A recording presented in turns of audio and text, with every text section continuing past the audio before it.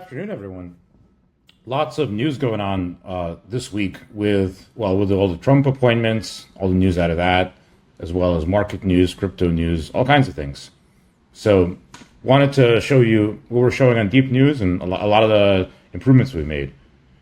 So, first of all, as you can see here, the top story is Trump picking Tulsi Gabbard for the Director of National Intelligence.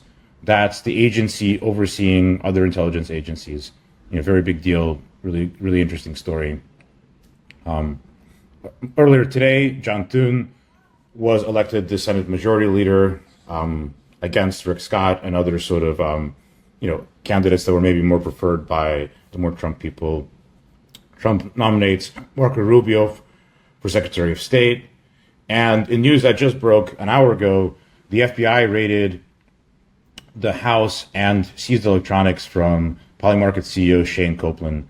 Polymarket are friends of ours. A lot of people have a lot to say about this online at the moment, and we picked that up. Just as a point of comparison, I wanted to show you what some of the other sites are doing. So this actually launched today, something called Particle News. Kind of maybe not the best idea to give shine to a competitor, but they do a nice job here.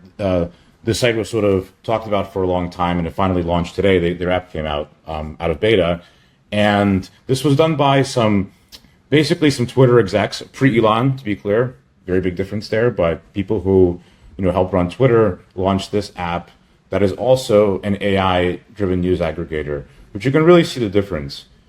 Not only is the writing a little bit flat, you hear they're aggregating articles. They're not looking at tweets the way we are.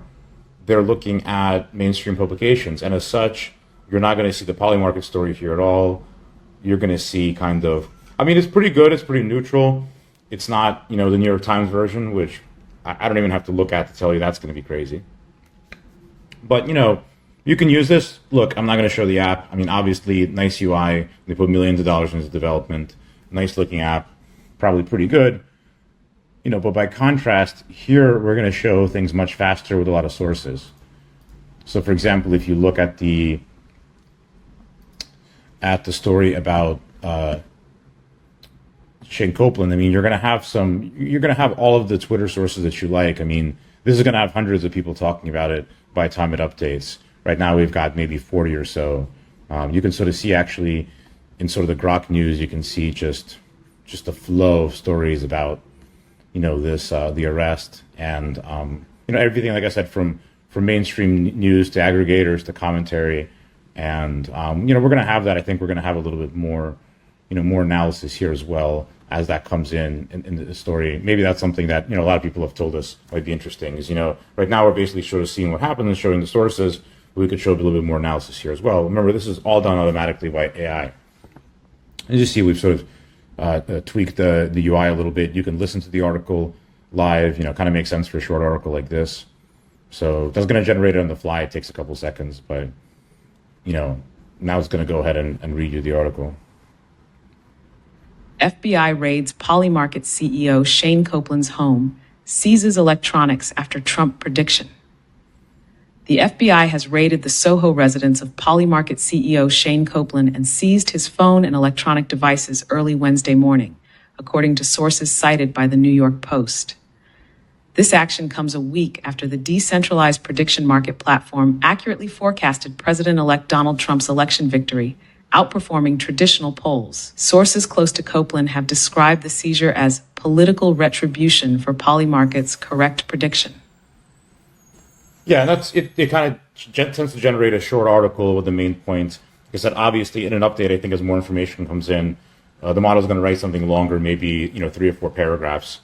And Polymarket and Shane being friends, obviously we wish him the best. And I'm tempted to believe that maybe this was retribution. The prediction markets really did outperform the polls, and perhaps did a lot to not demoralize supporters of the Republicans and Donald Trump, who, if they just looked at the polls, would have thought, hey, we're not going to win this one, or at least not have been indicated how far they were ahead, which turned out to be true on election day. And obviously we're going to have also top news in other categories. So in the crypto category, obviously the top story is the same story, the FBI raiding Polymarket CEO Shane Copeland. But you're going to have a bunch of other stuff, and you're going to see things trending. So Pepe, Kraken listed the Pepe meme coin, and then Whiff, that's the dog with hat, listed on Coinbase, I believe.